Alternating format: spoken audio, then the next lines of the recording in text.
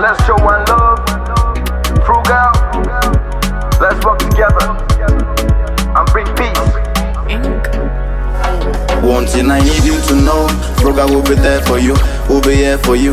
I say one thing I want you to know, Frugal will be there for you, will be here for you. That's what they brought, like caring Saturdays, caring Saturdays. I'm feeding people in other place, in other place. I say one thing I want you to know, Frugal will be there for you, will be here for you. I say one thing I need you to know, Frugal will be there for you, will be here for you. That's what they brought, like caring Saturdays, caring Saturdays. I'm feeding people in other place, in other place. Brother, live your life, just keep on struggle. Keep doing your thing, no look for trouble. Cause Frugal will be there for you, will be here for you. That's why they brought the caring Saturdays. I don't wanna see no more people dying. Take a look at children crying. Let's be one, but divided we fall. Like united we stand, let's show one love. Only God know what you're really passing through. Life is not easy, it's not that so simple. Let's be one, but no different people. Let's be one, show no different people. Get up, fight for who you really are. I say get up, fight for your country, Nigeria. Hi everyone, Alechenu Godwin. I want to welcome you guys to the 6th episode of the Frugal Empowerment Leadership Project. In today's episode, I'm going to be sharing my experiences with you guys, how it went on in Delta State and in Benue State. Before I start, I want to give I want to take out this time to appreciate the founder and the pioneer of the Frugal Empowerment Leadership Project, in person of Mr. Peter Osezua. I want to say a very big thank you to him for bringing out this initiative, because if you look at it, a lot of young persons in our contemporary society, especially in Africa, really don't know that our major problem as a continent, Africa, is bad leadership. Now we are talking to them through the initiative of the Frugal Empowerment Leadership Project, and they are now beginning to gain more insight about what leadership really means and how to tackle societal problems as regards leadership in our contemporary society. So first, let me start with my experience in Delta State. Well, I started the leadership project in Delta State, in Ozora to be precise. Then I later went on to various villages in Delta State, and it was nice. It was really nice. A lot of young persons were so eager to learn about leadership. This thing called leadership, what is it really like? How is it like for one to be a leader and all? So I started with St. Paul, and that was my first school I went to. Of course, I spent so much time with them, talked to them extensively about what leadership is and how we can tackle bad leadership crisis in Nigeria. And the students were really amazed. They were thankful for the opportunity we gave them. It was more like a platform for them to talk about leadership and to know much about leadership. They've been hearing about leaders and Nigerian and leaders and all, but they didn't really understood what it means to be a good leader. So I think on that note, the kids were really happy, and the principal too was handy to give first-hand information about the negative influence of bad leadership that we have on our economy and on our society and as individuals as a whole. So the principal was really appreciative of the fact that the team were there to talk to the students. But not everybody here will be a leader, because not everybody here will want to serve. Yes. Is that clear? Yes. Is that clear? Yes. So for those who want to serve, it is now left for you now to begin to build your mindset. We are all potential leaders, but some persons will still not know that they are leaders until situation calls. Just imagine you are in the mob, you are in the crowd now, and it demands that what you know other persons don't know, you automatically become a leader. Yes. Just imagine you are an engineer now and something happens in your church. They will now start looking for you. Automatically you are now a leader in that place. Are you getting what I'm saying? Yes, sir. Secondly, we went to Owologbo, that's still part of Delta State, still under the Isoko North, where we went to the government secondary school there. The crowd was quite much. it was really hard controlling the crowd. Wow, like when I saw the crowd, I was like, this is quite a number, and we were able to talk to them. Funny enough, they gave us their ears, and I would say that's one of the most interesting of the outreaches we've had. Like, despite the large number of students there, the students were quite intelligent and engaging. Come on, you could hear students talking about leadership, wanting to talk about politics at that level, and it was quite interesting. Okay, so I spoke to them about leadership, our leadership project, and how we could become leaders, good leaders of today.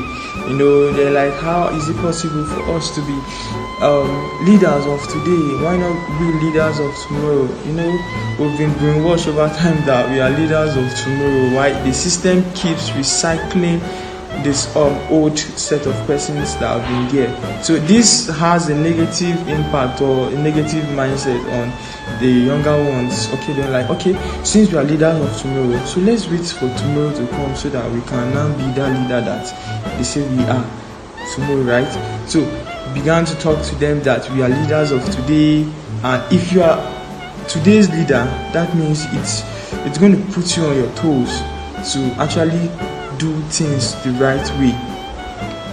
A lot of young persons have been so relaxed with the mindset that they are leaders of tomorrow and they keep waiting for tomorrow. But if we start building our mindset and we start building the mindset of younger minds in our communities that we are leaders of today, then we will now begin to have that action, that prompt actions for young ones to begin to see themselves as leaders of today and begin to change the narratives in their own little way.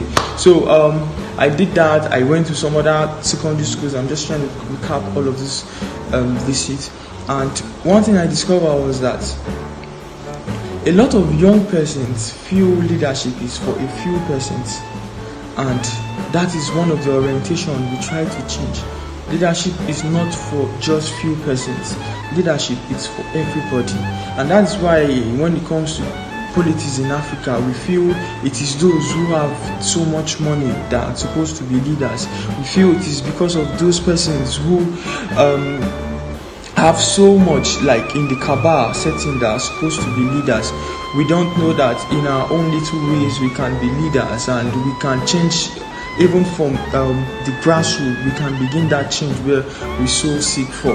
So we try to clear that air that leadership is not just a circle for just a few persons. It's a circle for everyone. In fact, the space of leadership can accommodate everybody. If we all begin to have that mindset that yes, we can do things the right way, then that automatically that puts us on the right path to leadership, right? So we try to change the mindset of young people and talk to them that, look, despite the fact that the problem of Nigeria, the problem of Africa is bad leadership, we can change the status quo. So Makurdi, Benue State, visited quite a number of schools in Makurdi. It was quite engaging. Wow, there was this school I went to, that was St. Mary Secondary School. That was in North Bank in Benue State. There's this young guy who was so interested in leadership. Like, he was asking questions, like intelligent questions about leadership, and I had to explain all of this to the students. And at the end of the day, the classmates were mocking him, like, oh, he's asking so many questions about leadership and all, but at the end of the day, it doesn't mean that he is still not a good leader. There was something he said that shocked everyone, that since we have identified with their school and we have spoken to them about leadership, that it's going to change his orientation about leadership. It's going to change his mindset. The guy was a class rep, so he needed to get first-hand information that okay, since the Frugal Empowerment Leadership Project team visited the school, that and we spoke to them about leadership, that it's really going to help him to become a better leader, and not just a better leader, a better person.